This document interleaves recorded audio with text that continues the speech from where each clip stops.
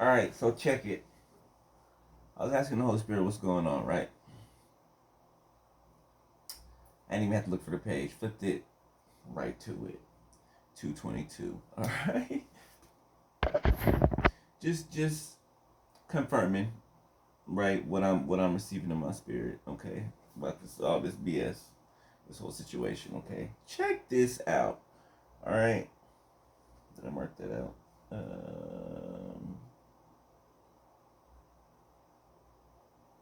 Yeah.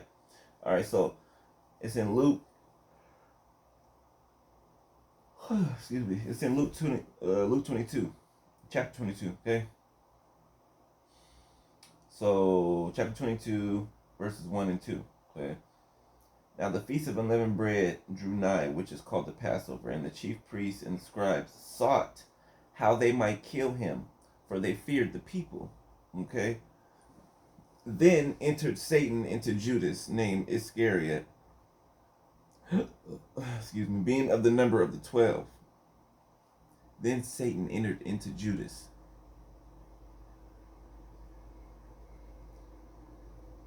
Remember how Judas, he was with Christ every day, right? He was close to Christ, right? Yet was envious and jealous of the things that he was doing, of the works that he was doing, right? Like the attention that he got. Everything about Christ, he was jealous of it, right? Which made it easy for Satan to come in and use him, to enter into him, right? Because he already felt that animosity, that envy, that jealousy towards Christ, right? Hopping over to 22, 21 and 22. All right, so Luke 22, 21, 22. All right. But behold, the hand of him that betrayeth me is with me on the table. And truly the Son of Man goeth as it was determined. But woe unto that man whom he is betrayed.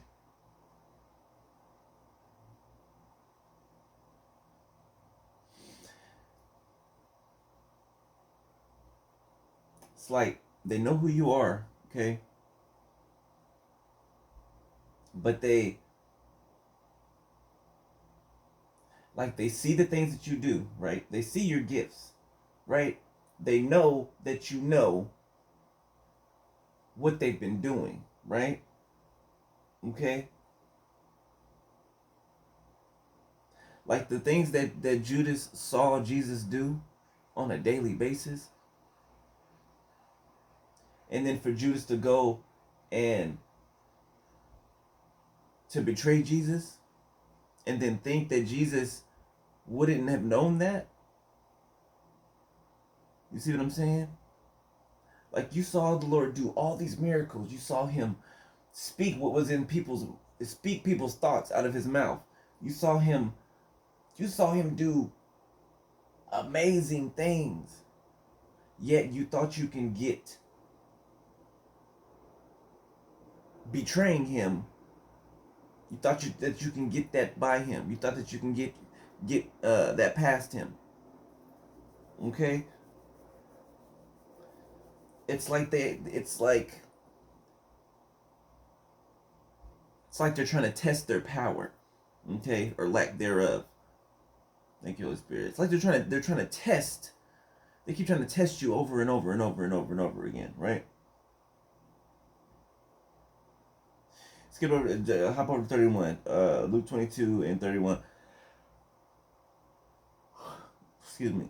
And the Lord said, Simon, Simon, behold, Satan hath desired to have you, that he may sift you as wheat.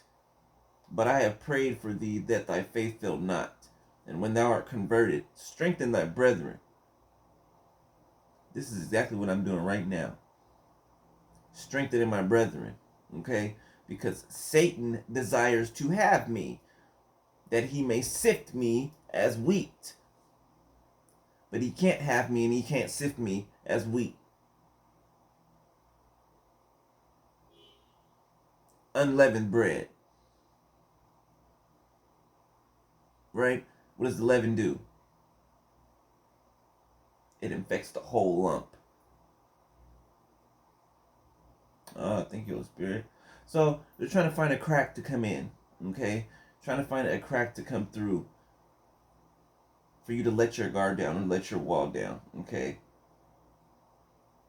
Maybe acting if they were concerned for you, that they were concerned for you, okay? But actions don't show that. So we know it's not concern, okay? We know these people hate us, right? Secretly hate us, okay? We know they're cowardly in their secret acts.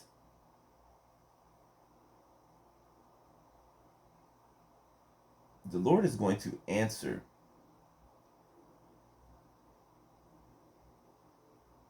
these people, okay? They're one way to you in your face, and then behind your back they deny you. They deny the things that you do, right? They deny your words. They deny everything about you, and they blame shit. They blame you, right? Listen to 34. And he said, I tell thee, Peter, the cock shall not crow this day before that thou shalt thrice deny that thou knowest me. That you shall deny that you know me 3 times. 3 times. Yet you said you were down for me. Yet you said you were ready to go. You were ready to die for me, right? You said all of these things in the moment.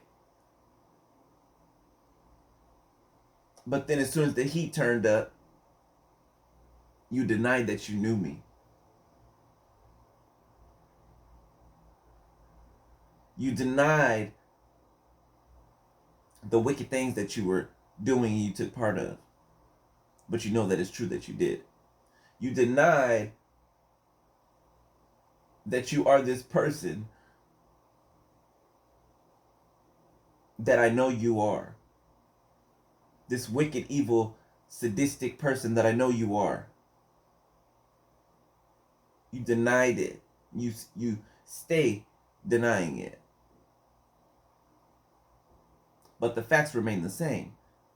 We shall know them by their fruit. We shall know them by the fruit that they bear, their actions. Not their words, their actions. You got me?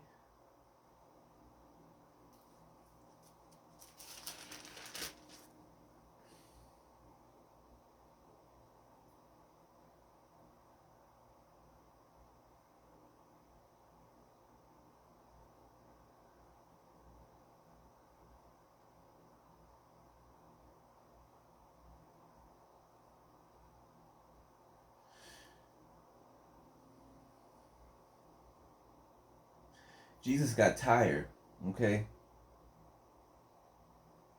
He got tired, right? In the Garden of Gethsemane.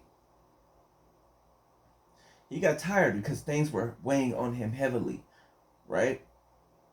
He said, Father, if thou be willing, remove this cup from me. Nevertheless, not my will, but thine be done.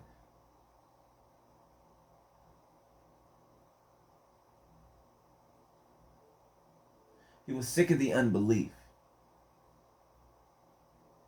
He was weighed down by the persecution, right? The mental persecution.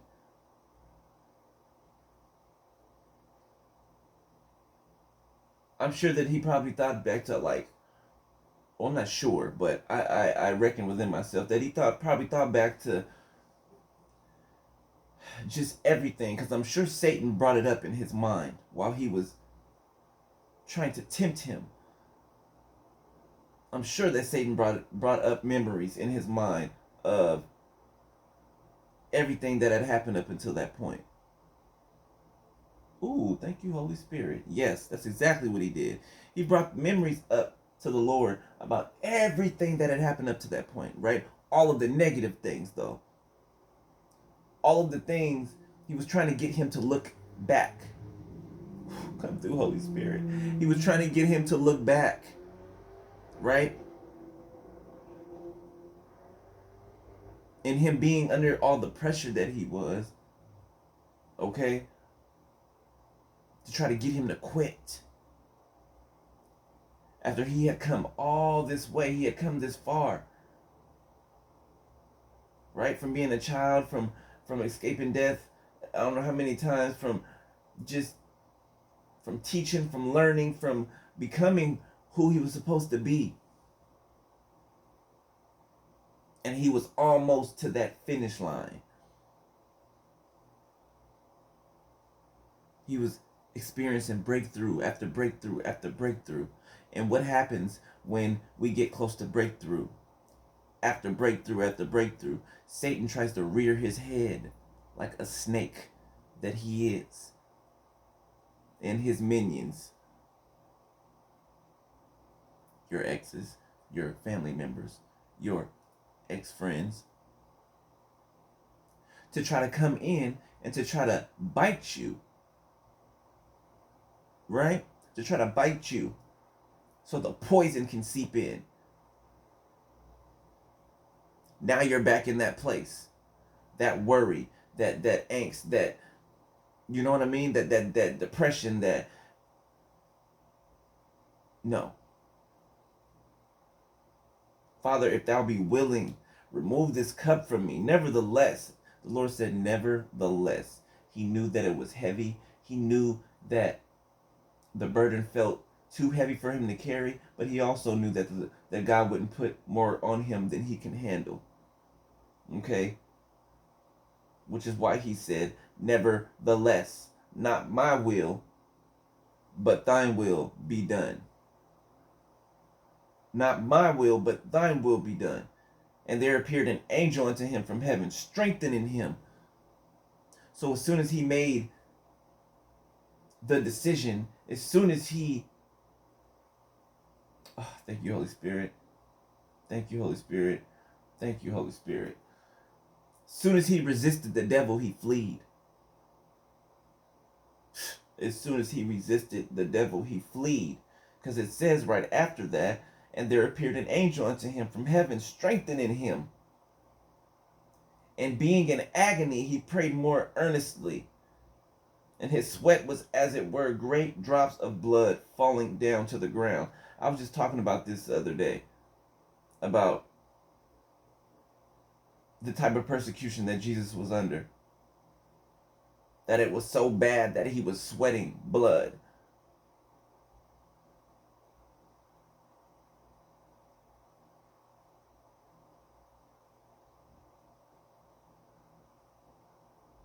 And when he rose up from prayer and was come to his disciples, he found them sleeping for sorrow.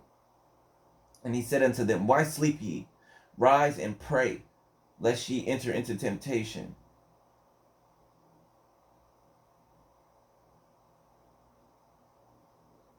The enemy will try to come in when he thinks that you're asleep, when he thinks that you're off guard, when he thinks that you still have a weak spot, a crack in your armor that he can come in. Whether it be sorrows, depression, anger, sadness, it doesn't matter. He's going to try to find a crack. Right? And it's no surprise that this happened right before Judas betrayed him. Right before. Right before. So Satan tried to come and weaken Jesus and weigh him down. But Jesus knew that. This is why he told the disciples to pray. Watch and pray.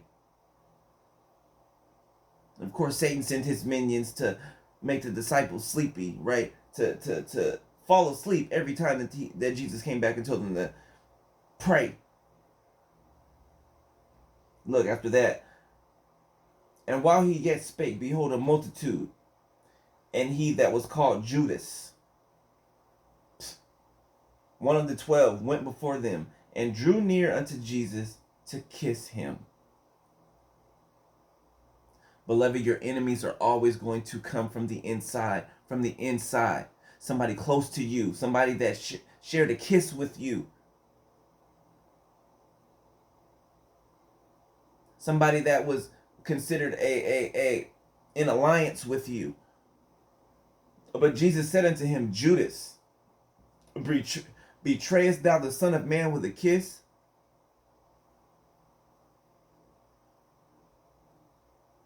basically saying, how dare you, how dare you kiss me on the cheek and you've come to betray me, as if I wouldn't know about it.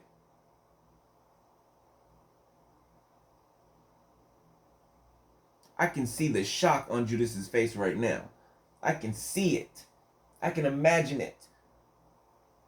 After he's done kissing Jesus on the cheek, the shock of what Jesus said out of his mouth. Like, how dare you, Judas? You think you can come and betray the Son of Man with a kiss, like you love me, like you care for me, like you're all about me? But you've come to betray me for money. For money. For position. For rank. When they which were about him saw what would follow, they said unto him, Lord, shall we smite with the sword? And one of them smote the servant of the high priest and cut off his right ear. And Jesus answered and said, Suffer ye thus far. And he touched his ear and healed him.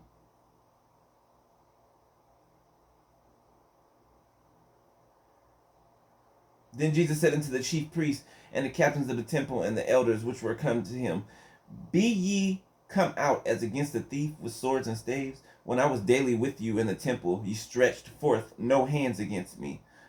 But this is your hour and the power of darkness.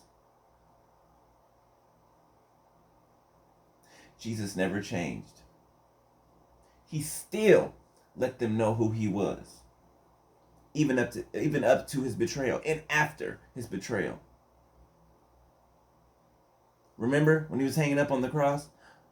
Father, forgive them, for they know not what they do. He still was humble, still sinned not, still cursed not. And this is what these people are trying to get you to do. Try to come out of character. They don't believe that what they're seeing with their eyes. They don't believe that you are who you say you are. They don't believe that you are who you are shown to be. So they're trying to come and tempt you to react. We don't react, we respond accordingly.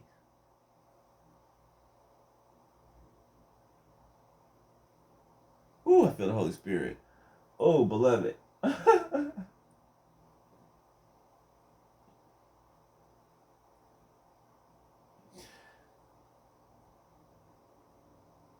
Let me find this spot because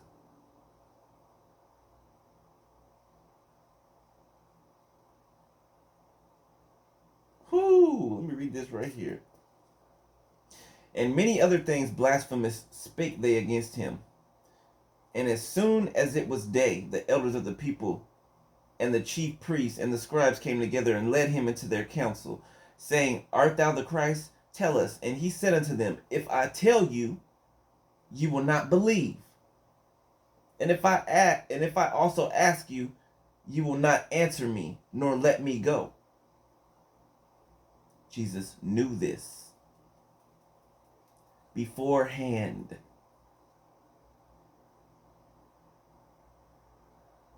Just like we knew that they were coming.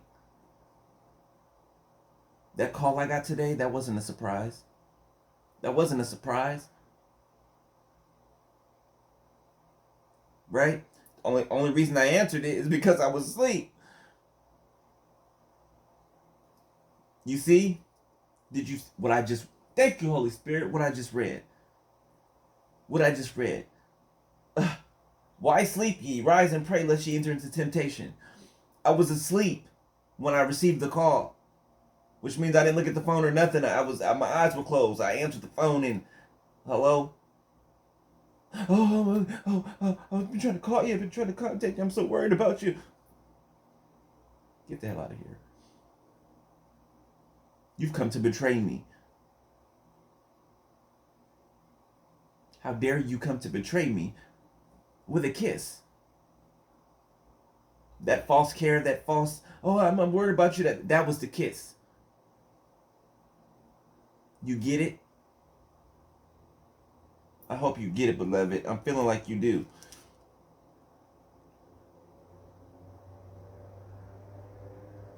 Hereafter shall the Son of Man sit on the right hand of the power of God. Then said they all, Thou art then the Son of God? And he said unto them, Ye say that I am. Ye say that I am. And they said, What need we any further witness?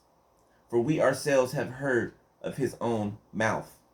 And the whole multitude of them arose and led him into Pilate. And they began to accuse him, saying, We found this fellow perverting the nation, and forbidding to give tribute to Caesar, saying that he himself is Christ, a king. And Pilate asked him, saying, Art thou the king of the Jews? And he answered him and said, Thou sayest it.